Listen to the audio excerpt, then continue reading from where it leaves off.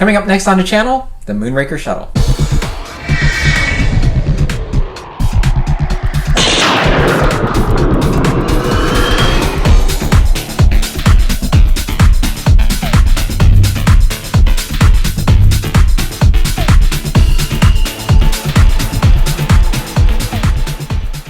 Well, hey guys, and welcome back to another In a Shuttle Modeler. I'm ready to get started here with my next build, but I've decided to take a little detour from my original plans. If you recall from the last video, I have two other 3D projects I want to work on prior to Wonderfest, and but since I have a little bit of time for that show, I decided to instead squeeze this model kit here and turn my attention to this 1/200 scale version of the Space Shuttle from Moonraker. This is something that's been released by AMT. It's my understanding this is a re-release of the kit. Originally, this model was produced by Lindbergh Models. Now, there is another version of the Moonraker Shuttle produced by Revell, which is a 1/144 scale model of just the shuttle itself, but this comes with the shuttle and the boosters together. Now, as you can see on the back of the box, it comes with all of the decals and markings we need to outfit our shuttle to make it look like it did in the movie. I've seen a couple of builds here on YouTube, including one from Dalmaso, and they both note that the Space Shuttle model here itself is not the most detailed version of the shuttle, but once everything is put together, it still makes a nice replica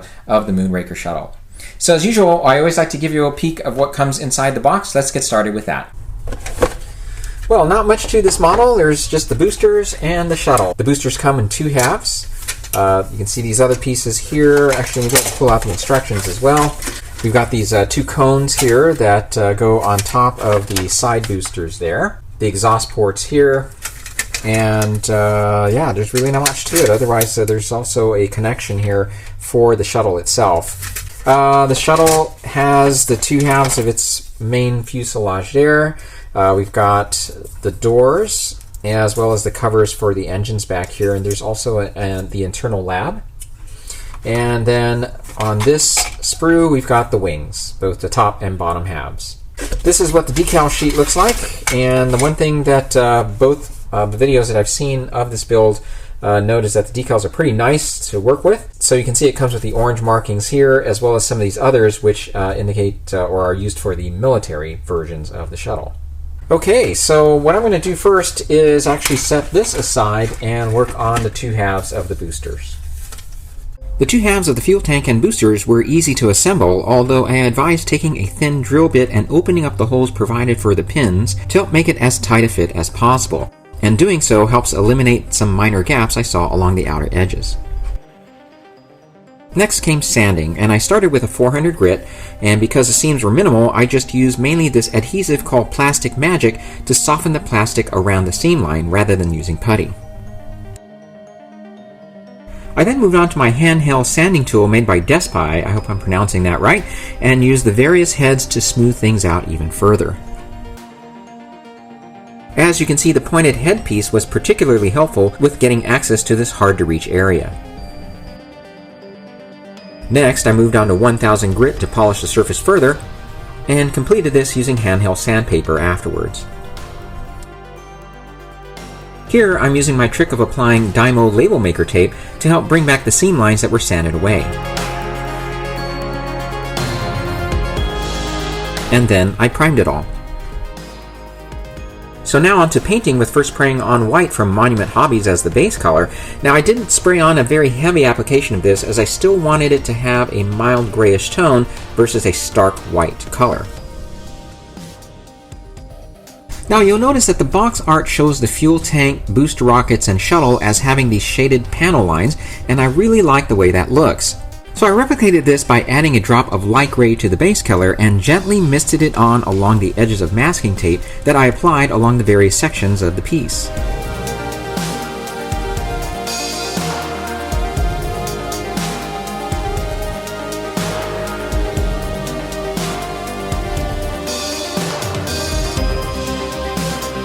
So I think the technique worked out great. This is how it all turned out. I'm very pleased with it, and I plan on doing the same technique to the shuttle itself. Now you notice the piece looks a bit glossy, and that's because I want to apply a wash next. So proceeding on to the wash now, I'm using this Vallejo Wash FX for gray and dark vehicles. This is an off gray wash, and I chose this so that it doesn't darken the piece up too much. Now, after having applied that gray wash, I went ahead and added in a little bit of this black wash here, particularly towards the bottom rings of the boosters. I wanted to dirty those up just a little bit more. So after giving ample time for the wash to dry, I then took a damp cloth and wiped it down.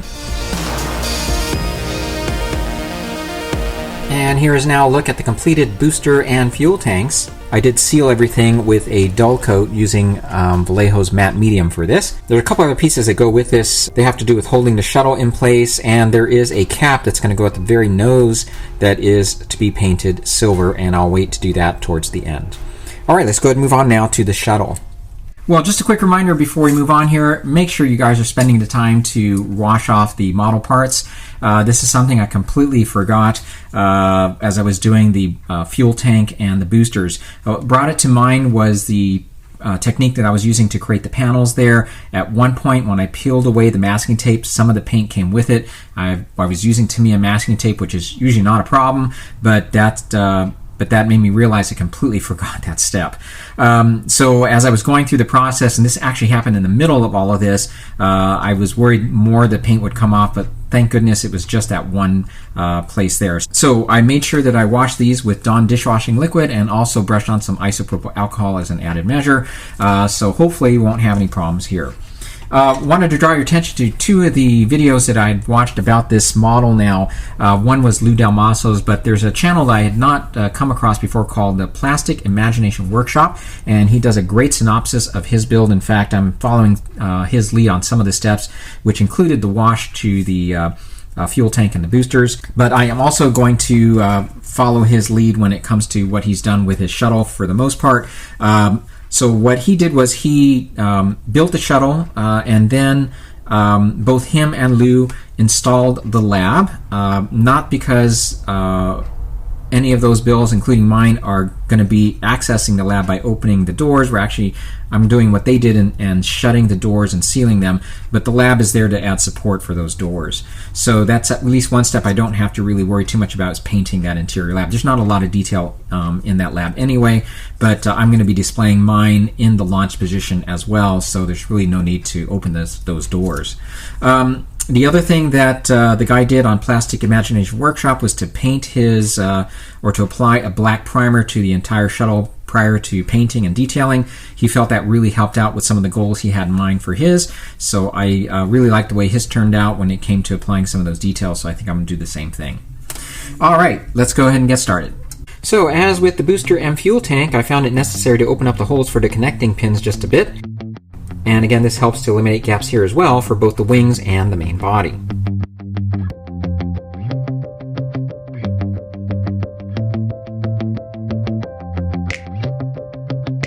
Once the wings were dried, they were inserted into the sides of the shuttle, and this was followed by the installation of the lab section. The two halves of the ship were then glued together,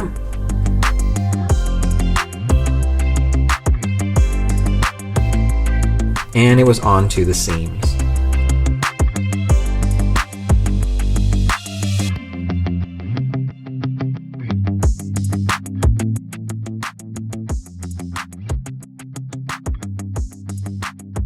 And the next step was to fill in the gaps along the wings using plastic putty, followed by a wet Q-tip.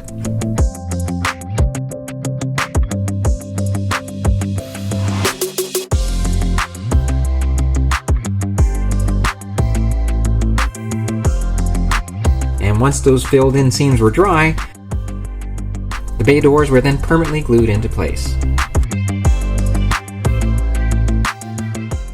Okay, so here is now the shuttle put together, and I didn't bother to work on this seam here on the bottom section because you're not going to see that. It's going to be mounted onto the booster rockets and fuel tank.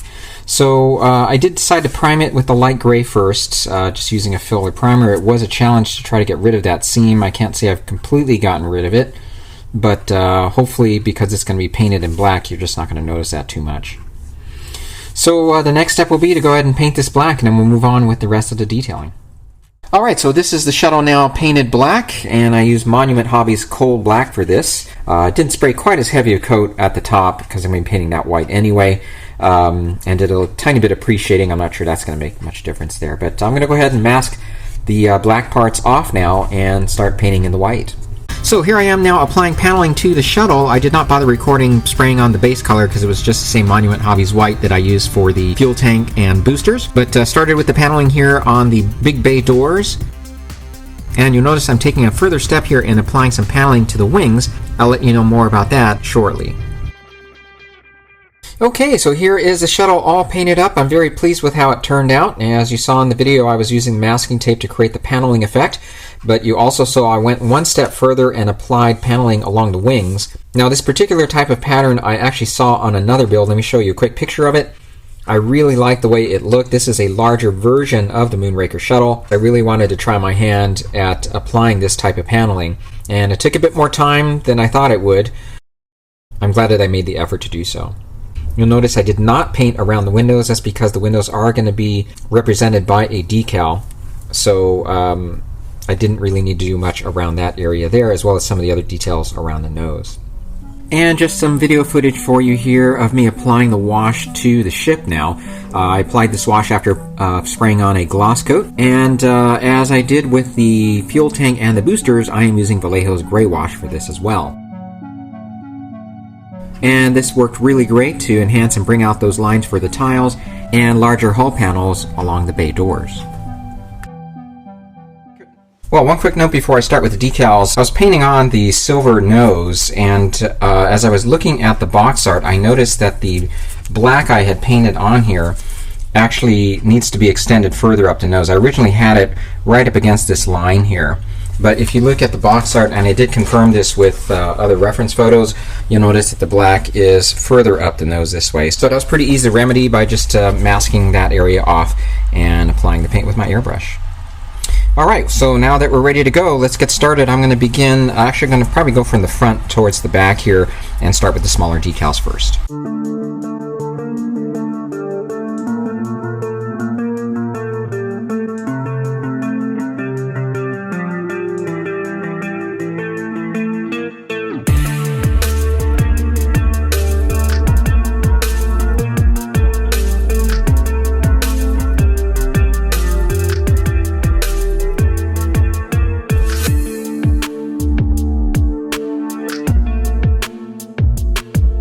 And you can see here I'm now applying the window decals, and it is here where it's obvious that the model was simply re-released and repurposed to represent the Moonraker Shuttle.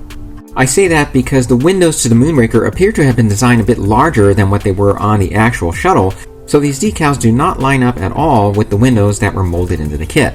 Luckily, those windows that are molded into the kit aren't very deep or prominent.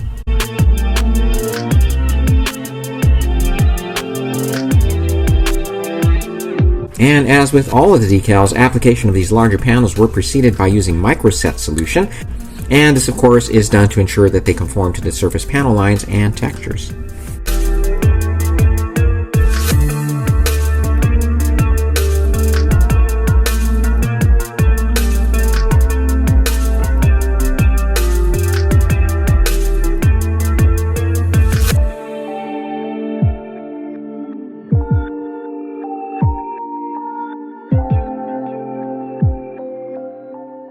Alright, we'll definitely get into the final stretch here, and just to comment about the decals now, I do agree with what's been said about them and that they are very easy to work with. As you can see, they're sliding on pretty easily, and they are transparent enough to be able to see the details and the washes that I've placed on the surface of the model. And although I've used some of this microset solution here to help soften the decals a little bit, you don't really need to do much more than that. I'm just using the solution number 1, and they are coming out pretty nice.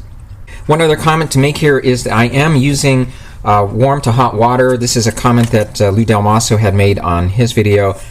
He mentioned that the decals take a little more time to slide off of the sheet. The warm temperature is really helping to allow those decals to slide off within really just a short amount of time. I'm not really soaking them all that long in the water. Alright, so I'm going to go ahead and put this other large decal on, and I'm going to finish everything up. There's nothing but the smaller decals now on the boosters and the fuel tank to go. So I'm going to go ahead and wrap that up and show you the completed project in just a second.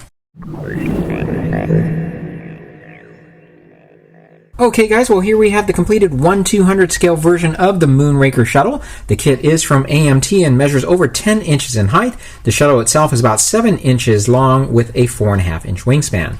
This was a very straightforward and fun model to work with, and I am very pleased with the outcome. Let's do a brief rundown of the build. So I started the kit by building the fuel tank and boosters first, which consists of just 2 halves. As I found with the rest of the shuttle itself, I found it helpful to open up the holes for the connecting pins to allow for a better, tighter fit for those 2 halves.